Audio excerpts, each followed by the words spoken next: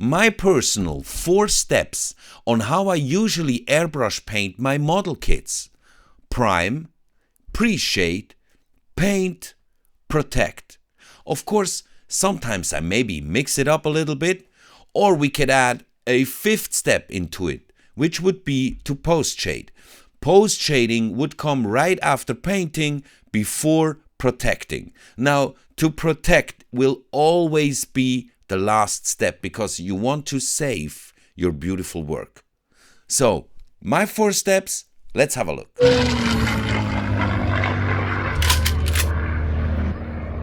Of course, the first step in painting a model is to apply a primer, so you have a good base for your colors, because otherwise the colors won't stick and you will have drips and it will look horrible. So first you will apply a coat of primer. You should apply it in several coats, except you have a certain primer which allows you to just throw down one thick coat. But usually it's much better if you do it at least in 2 coats. One first coat maybe a bit thinner, and with the second coat you can go in a bit stronger to cover the surface completely, because that first thin coat that you laid down will give a perfect base for the primer then in the second coat to really stick on the surface and cover everything. And as shown in the beginning, there's gloss primer, which, it dries completely glossy, reflects all the light, which is basically my go-to primer if I have a bare metal finish or a metal color that I would apply over it. Now you have different type of primers, of course. Meanwhile, we do not only have like gray and black primer, which are maybe the most in use, but we also have different colors, red primer or white primer, all types of colors. Different types of primers, like some finish glossy, some satin, and some flat. Like this one here, the AK one, AK acrylic black primer. This one dries completely flat, like ultra flat. There's no light reflection whatsoever. This one here is a Vallejo black primer, and it dries like almost satin, in a satin tone. What you also have to do after priming, maybe if you have some little flaws on the surface, you can sand it down to make it completely smooth before you apply the top coat of paint. Maybe also the black primer will reveal any hidden seam lines which still are visible, or I don't know, maybe you have to clean some panel lines and rescribe some panel lines which were not maybe properly rescribed after the sanding. Then, for instance, there's also a one-shot primer series of ammo. This one is already thinned. You don't have to thin it down. You can apply it straight from the bottle into your airbrush.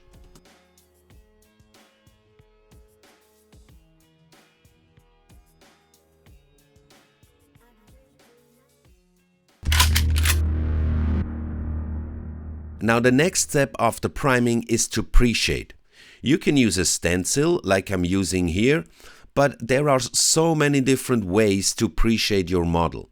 And pre-shading is basically just to have a tone variation on your base color. So when you apply the top color over it, in the end it will dry in different tones. So a surface will not be in a plain color, but the color will have a variation of different tones caused from the pre-shade colors underneath it, because every color will dry different depending on what the surface color is that it is applied onto. Even if you don't apply a pre-shading, you can see this effect when you have a black primer or a gray primer. Like any color will dry very different on a black primed surface compared to a gray primed surface.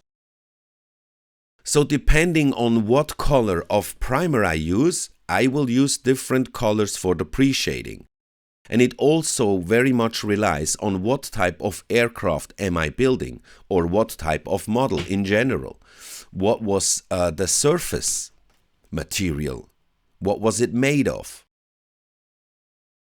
So in this example with the Bronco, I applied the complete flat drying AK black primer, and now I'm doing a pre-shading with white. And you see me just randomly fill in the panels. I'm trying to avoid the panel lines so that the panel lines are still black from the primer, and I'm kind of chaotically applying the white, spraying on white. And the good thing on pre-shading, it's like some people maybe think it's a waste of time, but I would strongly disagree to this, because first, it's a lot of fun, and if you do it the correct way, you will have an effect. It will be absolutely visible. This will make your model look much more interesting than if you just have a plain surface with like a one-tone color. You can do a pre-shading with certain levels. Meanwhile, sometimes I like to go crazy and apply like 5 different levels of pre-shading.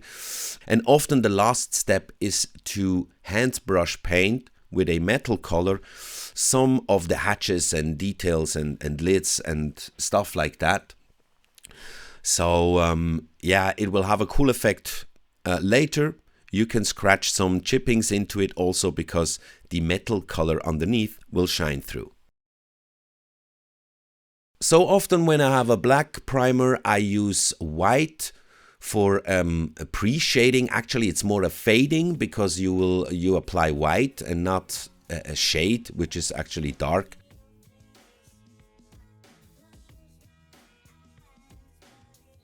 In this example here, I went a little bit crazy. I started with a gray primer, and then I applied different colors, blue and burnt umber, type of a burnt brown. And I divided the surface of the model into different sections. More towards the middle, I used the darker color, like the brown. And the more exposed areas, I used blue, and all the outside sections I left with gray, more or less.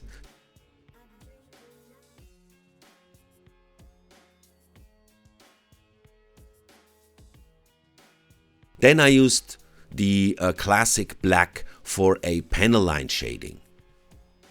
Now, some people really thought that I lost my mind when I did this here, like you're using some sort of dark orange and blue, and what the hell are you doing? The aircraft is not looking like this. But I love to experiment. I love to experiment, and it all depends on the next step. Step number 3.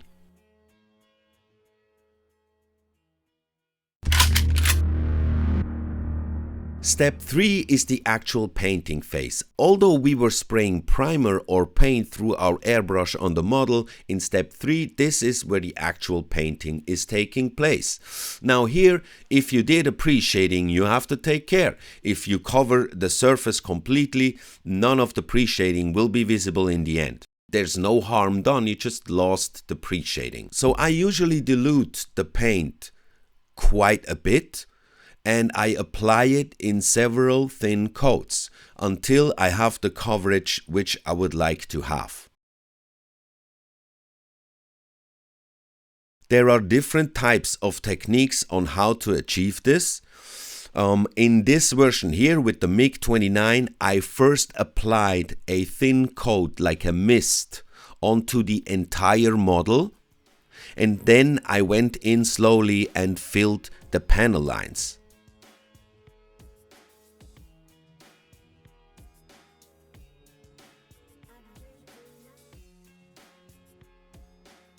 But here with the Bronco, I used another technique. I really sprayed every panel per panel. I think it is important in the end, if you want to preserve the pre-shading, that you work in sections and you go through panel for panel and trying to avoid to overspray all the panel lines, so you still have the black pre-shading or the black panel line shading visible. Yeah, you go through the entire model like this, section for section. When you finish, you can restart with the first panels because the acrylic paint has already dried enough, or especially when you just apply a thin coat.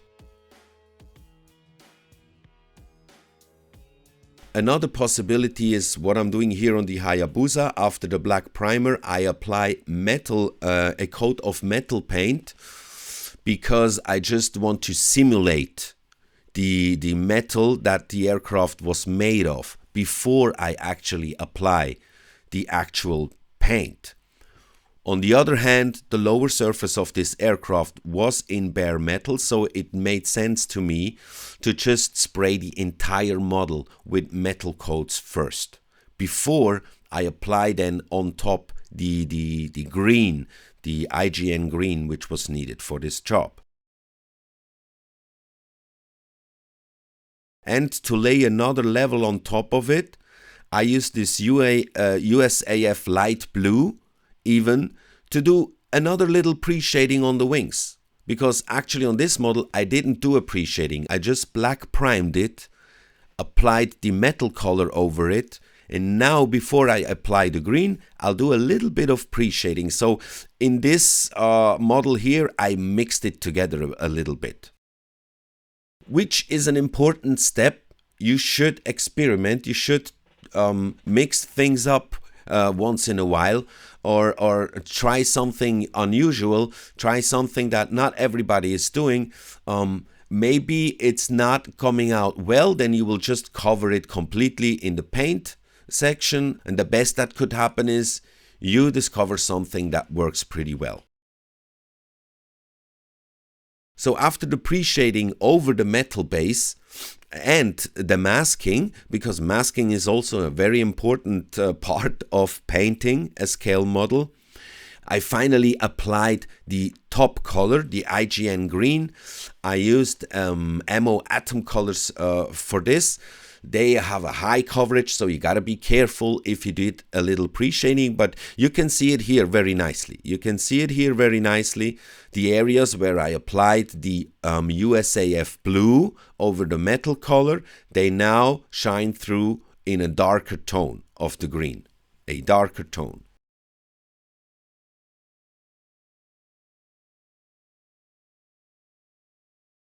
When you spray with metal colors, you have to be extra careful. This is the example where I used the glossy black primer, which dries with a completely mirror-like glossy finish. And to apply then metal colors over it can be tricky, but the coverage is outstanding. Metal colors, silver type of metal colors like steel, aluminum, and others like this, they have a very high coverage, and yeah, it's fun, but you have to be careful. They are really non-forgiving. Now on the model of this little Fokker Eindecker kit here, I can show you another good example on how to spray in sections. The construction of these old aircraft was completely different. They had a wooden or metal frame, which was then covered with linen. So you can just spray in these frame sections, like the section of the frame, for instance. This is very helpful, and it will make a big difference if you just completely cover the entire surface, or if you carefully work in sections.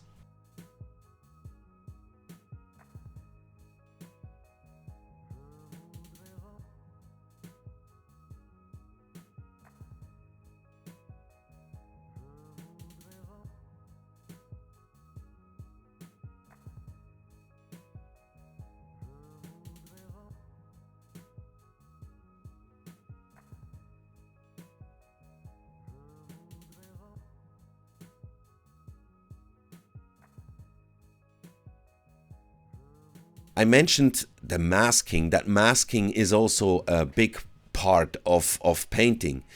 And what could be a better example than this RS model kit with Swiss markings, because there I had to do a lot of masking. I was masking like crazy. It was masking, painting one section, waiting 24 hours to let it dry, then mask the section that I just had painted the day before, to go on with the next section, and so on and so on. So it was masking, demasking, masking, demasking, and spraying in between.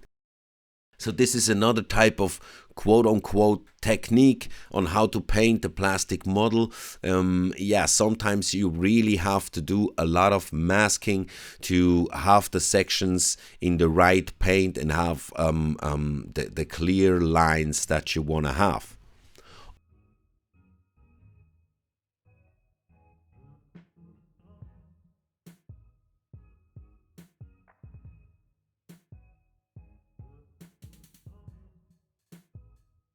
By the way guys, please do not forget, like the video and subscribe to the channel. We are heading for 6K subscribers, so if you haven't already, please subscribe to the channel. It's completely free of cost and it'll only cost you a few clicks. Thanks a lot.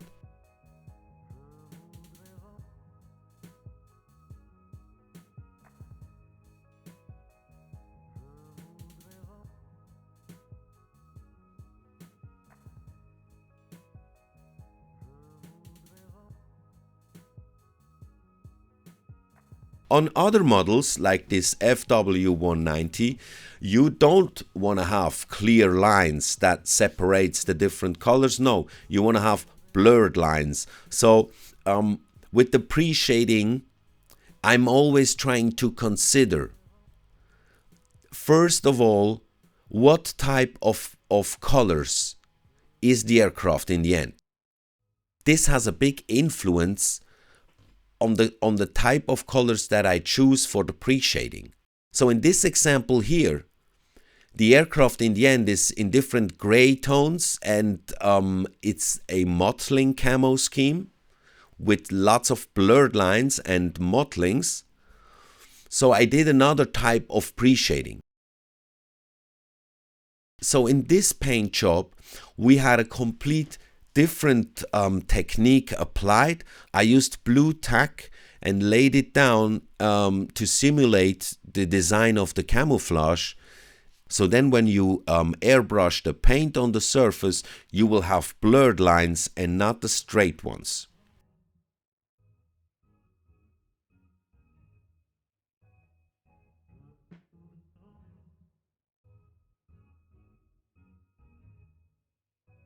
Please do not forget to like the video and let YouTube know that you enjoy this content. In case you enjoy this content, subscribe to the channel and become a member if you want to. We now have activated memberships. Have a look, you can see it all in the channel's description.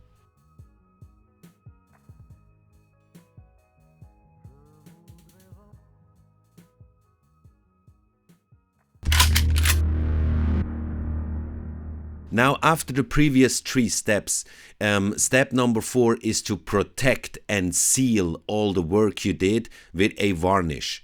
Most probably it will be a gloss varnish, because this will not only protect and seal your work, but it will also prepare the surface for the upcoming decal application, in case you have decals. But a gloss coat is also very helpful for several weathering products or weathering techniques. And after applying the decals and weathering, we will again protect and seal the work with another coat of varnish.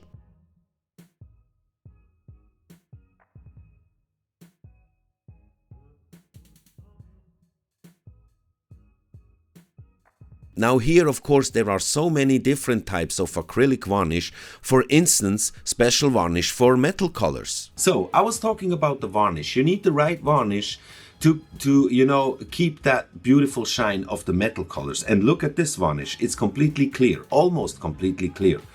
Usually the acrylic varnishes, they always have a milky appearance. This one does not, so it also dries more, like in a clearer finish. And I do believe it can preserve this beautiful shine of the metal color just a tap better than a usual normal acrylic gloss varnish. Now, applying the varnish is not only very important, but also a critical step.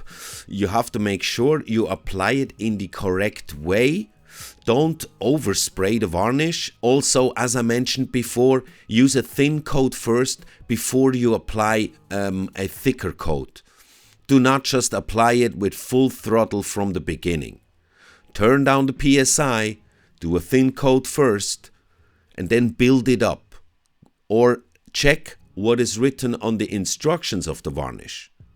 Some varnish work in different ways.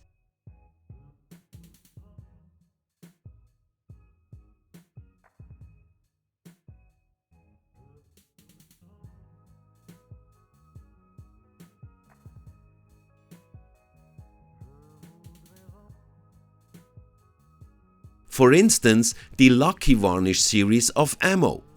This one is already pre-thinned. You don't have to thin it down. You can apply it straight from the bottle into your airbrush and from your airbrush onto the model.